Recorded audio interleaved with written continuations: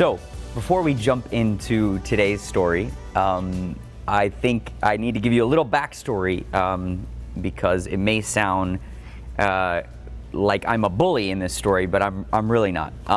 So my business partner and I, Mr. Jordy Ricart, originally started out, and we've talked about this in many stories, we were broke. We really had nothing. And you know, as you guys know, we took on an angel investor, and eventually at a later point, we sold 25% of the company to a really important tech investor. But for many years, everything that we had was basically in the company. We never pulled out any cash from the company. We never pulled out any profits. We just got, you know, a basic salary. And that's how we lived for many, many years.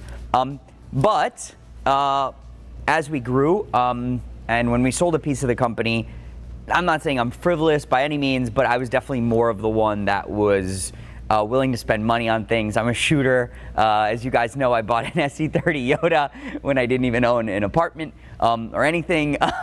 So I'm a shooter, and we're complete opposites. Jordy is a former lawyer, accountant from Spain, Barcelona. And I am, you know, we're always wearing a t-shirt, ripped jeans, sneakers, and Jordy's in khaki pants, blue blazer, and is very, very frugal. I don't want to call him cheap because he understands investments and he understands investing and putting money to work, but he's very tight. So let's preface this story with that.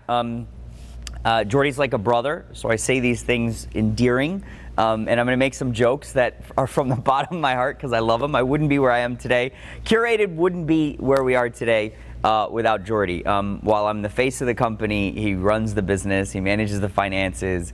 You know, he doesn't give me a hard time when I buy cars. You know, we could send a wire for $2 million and never give me a hard time. But if I spend $5 too much on a part, I'm going to hear it from Jordy. So you guys know a little bit of background. And I would say about a year, maybe 3 years ago, when we first sold a piece of the company, Jordy wanted some sort of a sports car, and he doesn't have any personal cars or crazy exotic cars, and he's never really had anything like that in his life.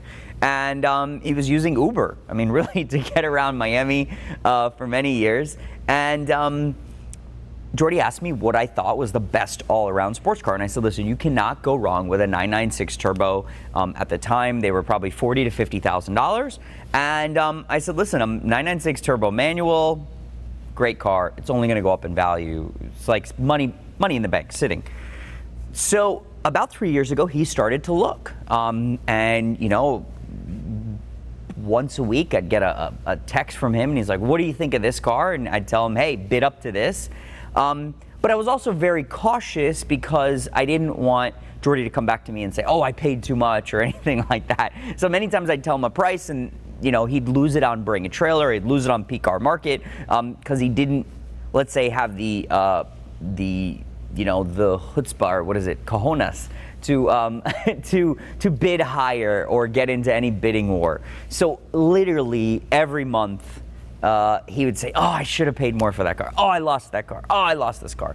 Even to the point, I think Albert once offered him a really nice 996 Turbo, and you know, he didn't pull the trigger. So this went on for years. And I got to a point where, as you guys know, I was trying to change things in my own personal collection. I thought it would be very cool to have a great vintage daily driver, and 996 Turbo represents that.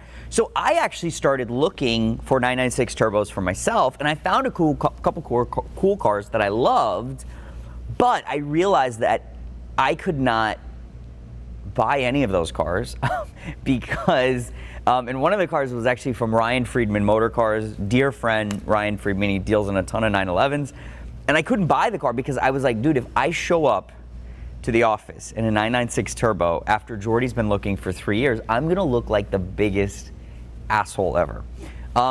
So I was like, I want to pull the trigger. I can't. It's inappropriate. So I started to push Jordy, and I started to try to help him, and I was looking for cars, and I was looking. And as you guys know, at night, I do that a lot. You know, I'm always digging for cars, and I'd send him cars and he'd say, no, it's too much money, no, it's...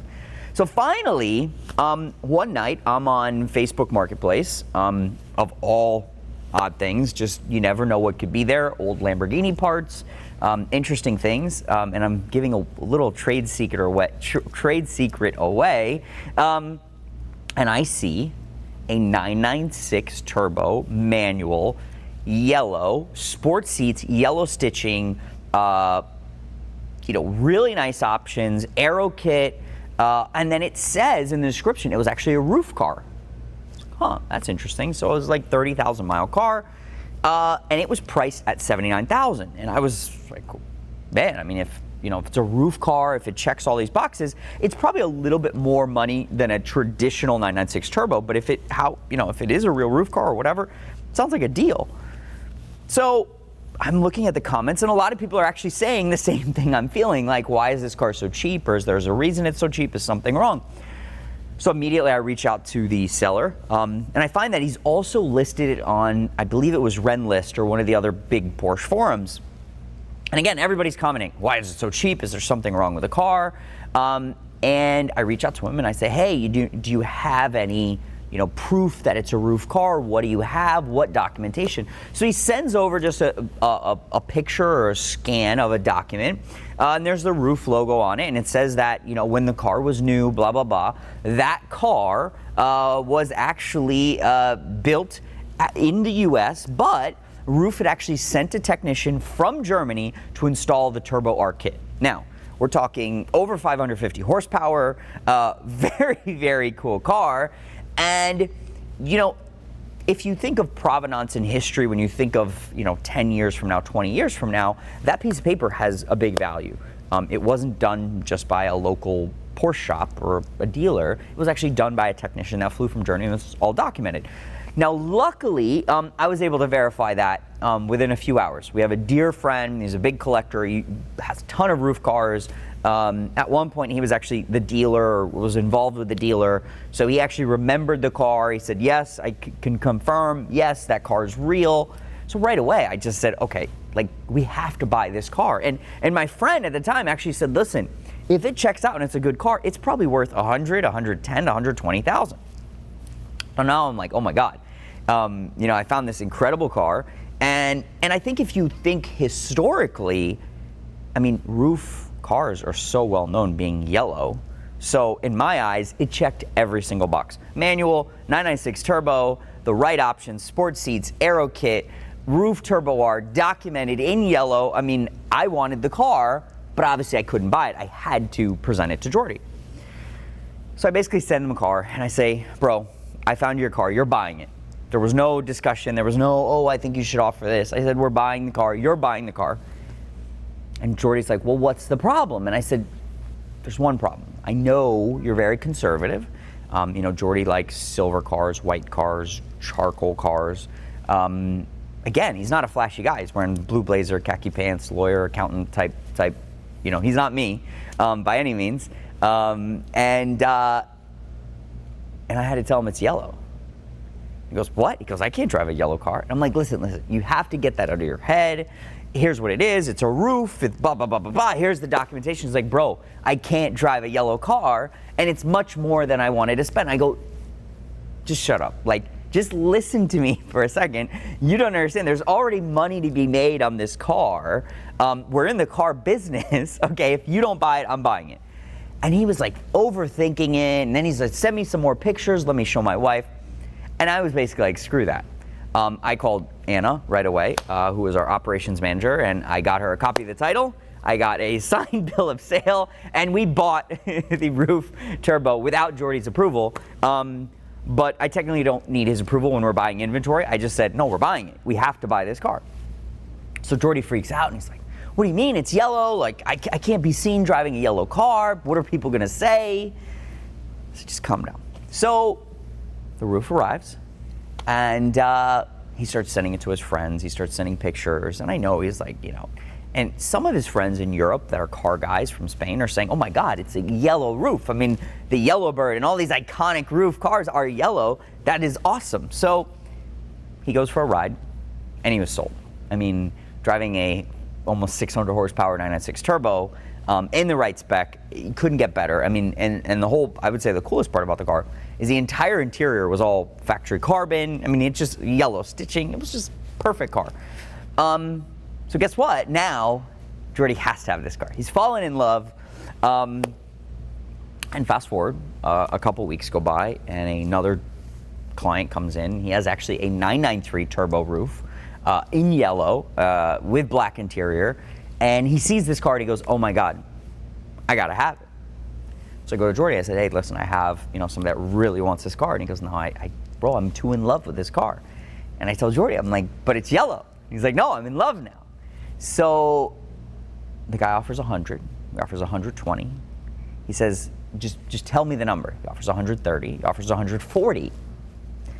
So now we're talking about a guy, Jordy, that loves to make money. He's very frugal, very tight.